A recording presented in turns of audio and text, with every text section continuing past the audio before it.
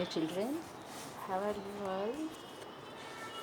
Yes, all are fine after a long time. How is your vacation? You have enjoyed? Yes. ચલો તો હવે આપણે આગળ કરીએ. લેસન નંબર 8 SA2 છે આપણું. પત્ર લખવાની મજા અને લેખક છે એમાં ઈશ્વર પરમાર. ઓકે.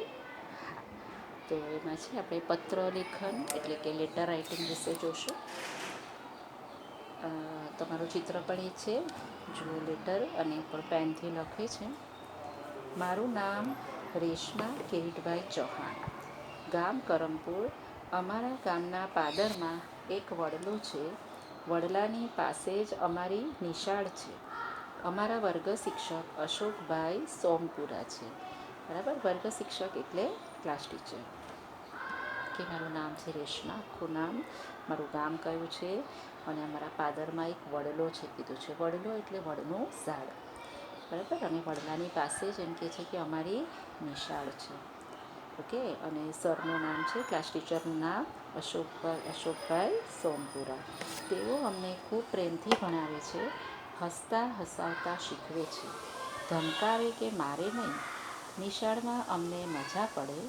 અમારા સાહેબ અમને વર્ગમાં જ વહાલ કરે એવું નહીં, વર્ગની બહાર કે રિસેસમાં અમારી સાથે વાતો કરે. નિશાળની બહાર મળી જાય તો મજામાં એમ કહીને હાથ ઊંચો કરે. આવા પ્રેમાળ શિક્ષક સાથે જૂન મહિનાથી ભણતા ભણતા ક્યારે ઓક્ટોબર મહિનો આવી ગયો તેની ખબર જ ના પડે. કે અમારા ક્લાસ ટીચર બહુ લવિંગ હતા. એ ગમે ત્યારે અમારી સાથે વાતો કરે, બહાર મળી જાય તો પણ અમને મજામાં એમ કહે કે આવા લવિંગ હતા. હવે બરાબર, એવામાં ઓક્ટોબર મહિનો આવી ગયો, વેકેશન જાહેર થયું, જેમ કે આખું દિવાળી વેકેશન હતું.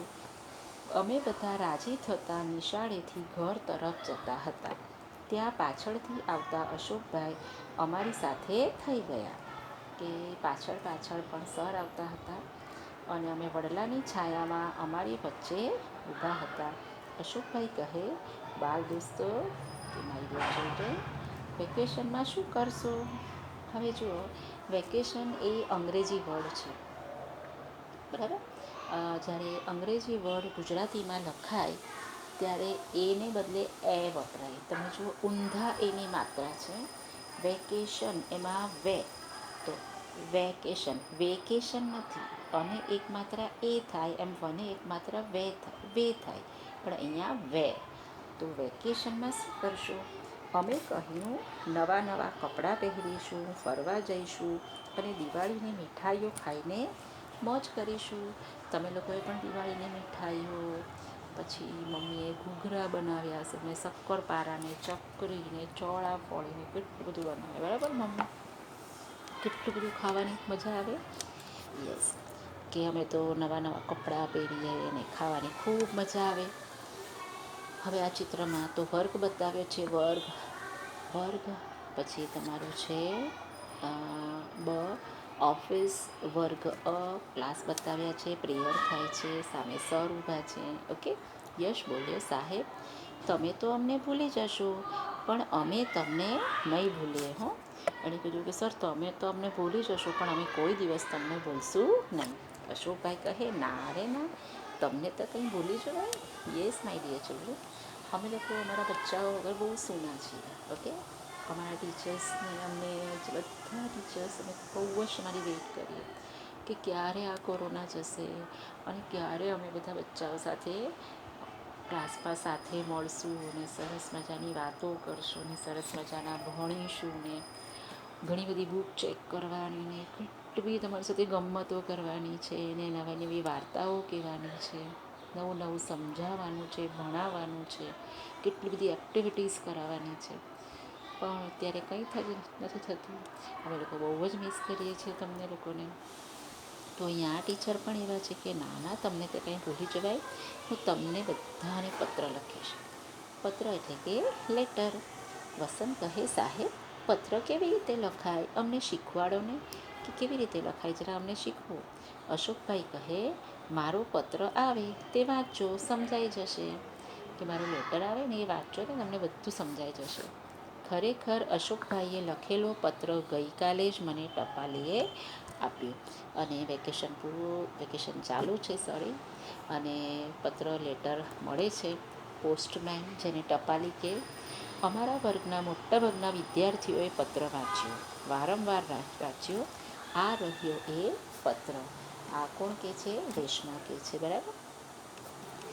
તો આ રહ્યો પત્ર. હવે એડ્રેસ છે અશોકભાઈ બી સોમપુરા, B26 એટલે 26, અંબિકા સોસાયટી, મુકામ વીરનગર, જિલ્લા વડોદરા. ડેટ છે 20/10/2013. એટલે આ બુક જ્યારે પ્રિન્ટ થઈ હશે 2013, એટલે કે 7 વર્ષ પહેલાંનો આ લેટર છે. ઓકે.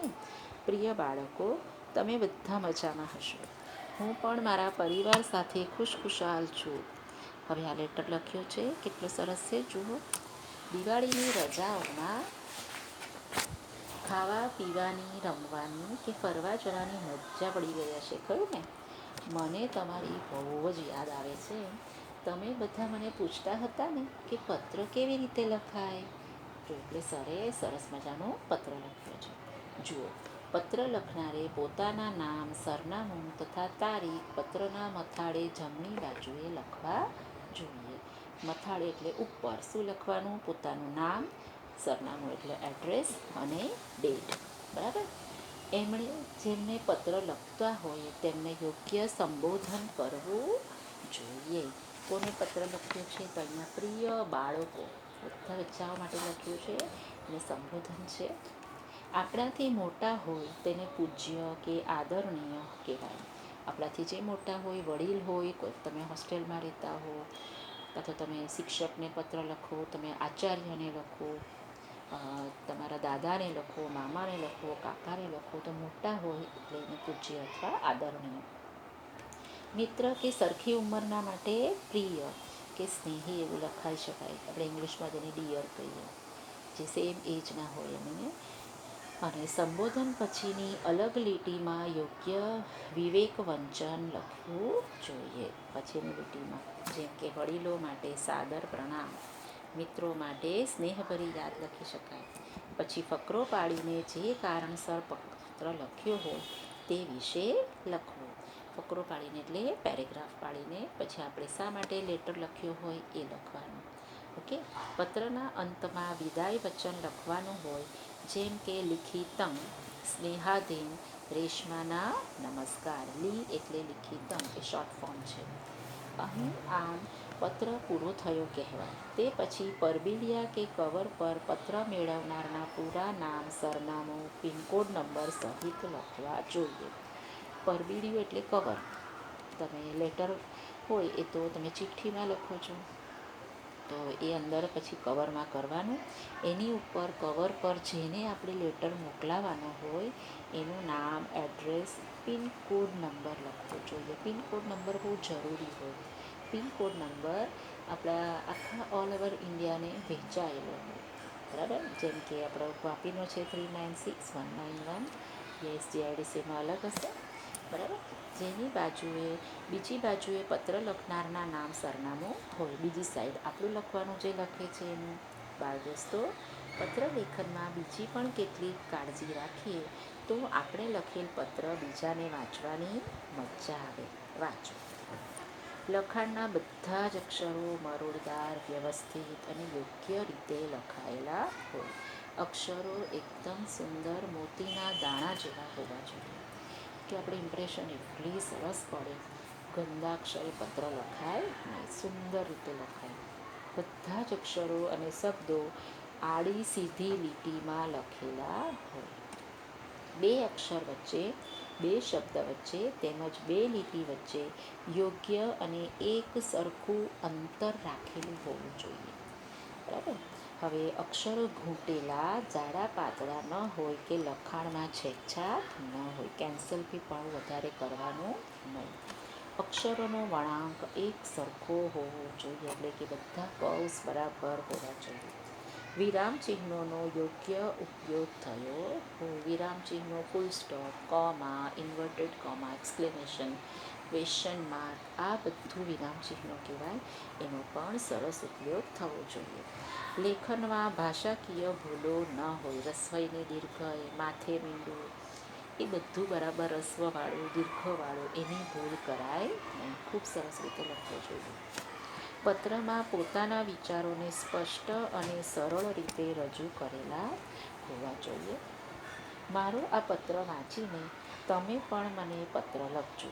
વેકેશનમાં તમે કઈ કઈ પ્રવૃત્તિઓ કરી છે તે વિશે તો ખાસ લખજો કે તમે શું કર્યું છે વેકેશનમાં.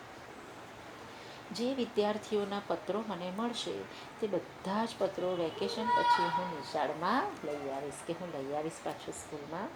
અત્યારે વિજ્ઞાન યુગમાં કે અત્યારે આપણે 21st સેન્ચુરીમાં જીવીએ છીએ.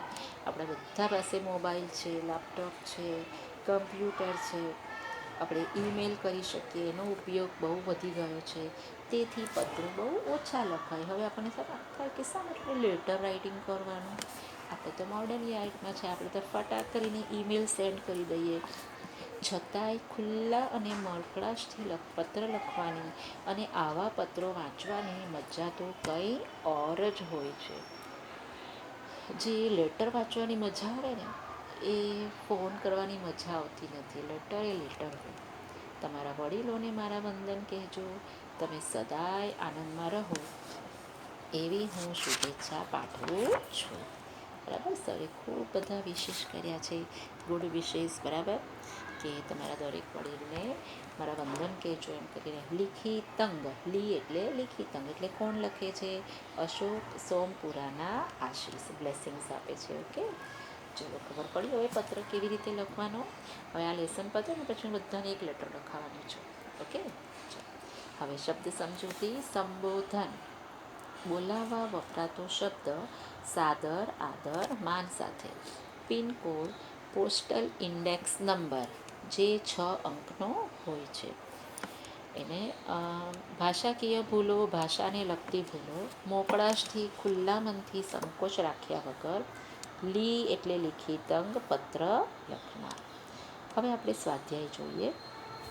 અશોકભાઈ બાળકોને કેવી રીતે શીખવે છે? કેવી રીતે શીખવે છે અશોકભાઈ બાળકોને? કે હસતા હસાવતા શીખવે, ધમકાવે કે મારે નહીં, ખૂબ પ્રેમથી ભણાવતા હતા. દિવાળીમાં શું ખાઈને મોજ કરવાની છે? તો દિવાળીમાં મીઠાઈઓ ખાઈને મોજ કરવાની છે. વડીલને કયા શબ્દોથી સંબોધન થાય? વડીલ એટલે મોટા હોય અને પૂજ્ય અથવા આદરણીય. પત્રના અંતે શું લખાય છે? પત્રના અંતે લિખિતંગ એટલે કે પત્ર લખનાર એ લખાય છે. હવે પત્ર લેખનમાં શી કાળજી રાખવી જોઈએ? તો આપણે પેજ નંબર 42 પર છે ઘણું બધું. એ કે એના અક્ષરો સરસ રીતે હોવા જોઈએ, આડી સીધી લીટીમાં લખેલા હોવા જોઈએ, 2 અક્ષરો વચ્ચે યોગ્ય અંતર હોવું જોઈએ, અક્ષર જાડા પાતળા અથવા તો છેકછાકવાળા ન હોવા જોઈએ, અક્ષરોનો વળાંક સારો હોવો જોઈએ, વિરામ ચિહ્નોનો ઉપયોગ કરવો જોઈએ. હવે તમારા ઘરે જૂનો પત્ર વર્ગમાં લઈ આવો અને પછી નીચે આપેલા પ્રશ્નો જૂનો લઈ આવવાનો.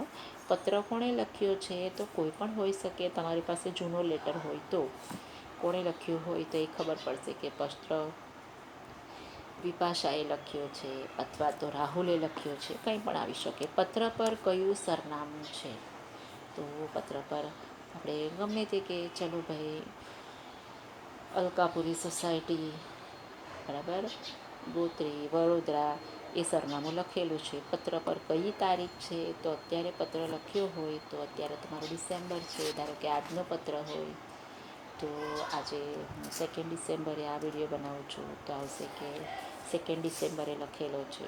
આ તો પણ તમારા ઘરે જૂનો છે, તમારા ઘરમાં જે જૂનો લેટર હોય એમાં તમે ઓનથી લખી શકો.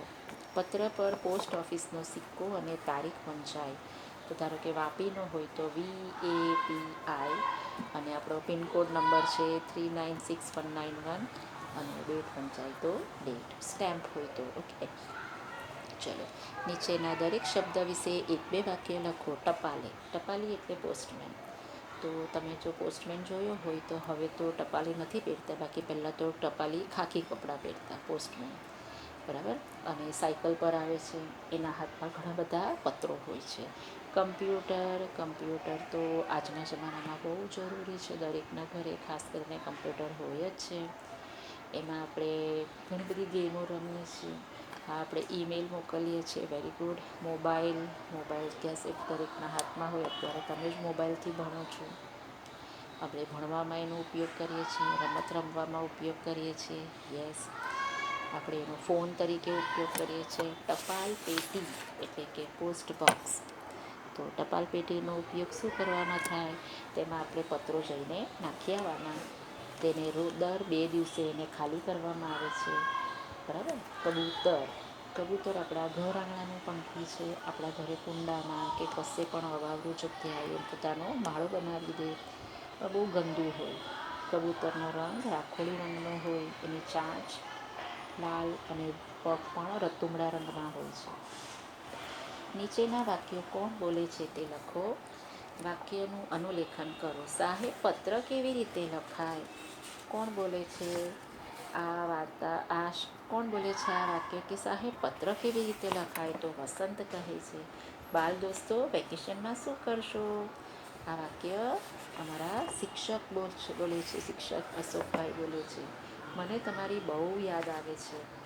આ વાક્ય અશોકભાઈ બોલે છે. એના પત્રમાં લખીને જણાવે છે. હવે તમને કે પોસ્ટ ઓફિસની મુલાકાત લો, ત્યાં શું શું મળે, દરેકની કિંમત કેટલી છે તેની નોંધ લો. બરાબર. તો આ રીતે આપણો આ લેસન ખતમ થયો છે. ઓકે, તો ફરી મળીશું આપણે નેક્સ્ટ લેસનમાં. ત્યાં સુધી બાય.